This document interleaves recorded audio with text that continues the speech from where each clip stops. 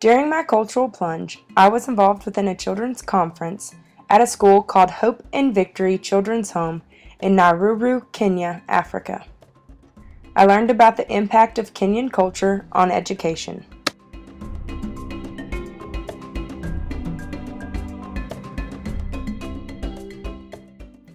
Poverty, sickness, hunger, and lack of resources prevent many people from attending school. Many of the students are willing to behave well because misbehaving is punishable, especially through caning.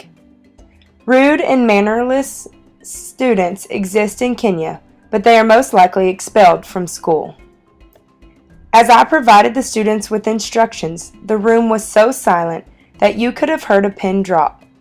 I never once had to ask the students to stay quiet and listen. They just did. Noise making is highly prohibited in Kenyan schools. The students of Kenya view education as a privilege and are eager to learn.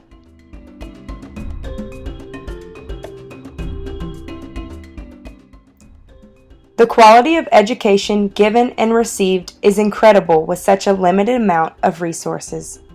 Most schools do not have computers, and if they do, there is very limited amounts or limited access to Wi-Fi, which means teachers do not use technology to enhance lessons. They use whatever paper products the school can afford, as well as whatever nature offers. The posters were made of all different types of paper and crayons. This showed me that despite all of the resources that America has to offer, I am still capable of being a successful educator if I use the resources I have to the absolute maximum potential. These Kenyan students are not full of distractions that American students are faced with, and the time used for redirection in America is maximized by focusing on the content in Kenya.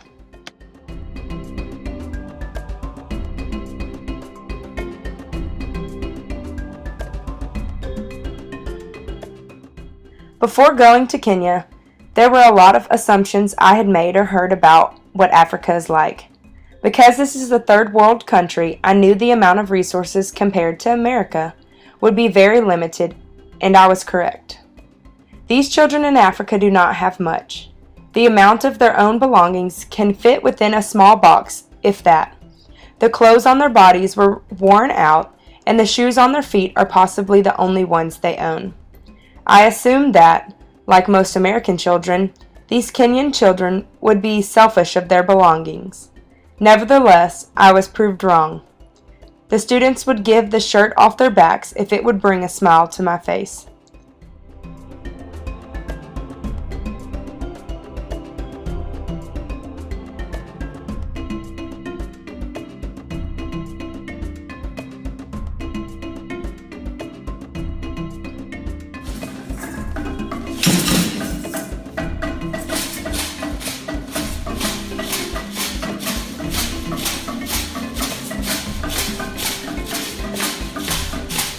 Thought the kids may not experience as much fun or would want to move somewhere like America.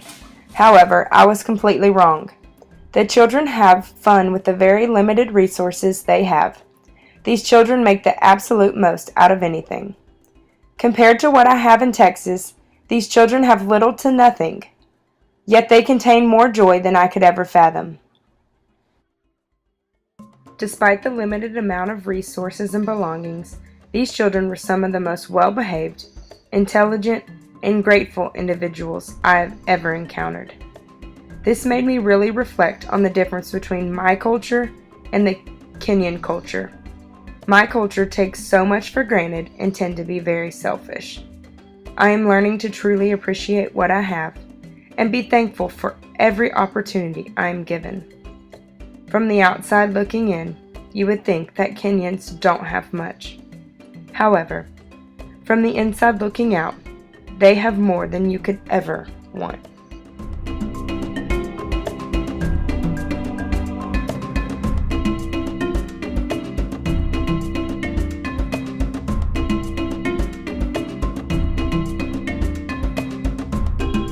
Can you say gig 'em?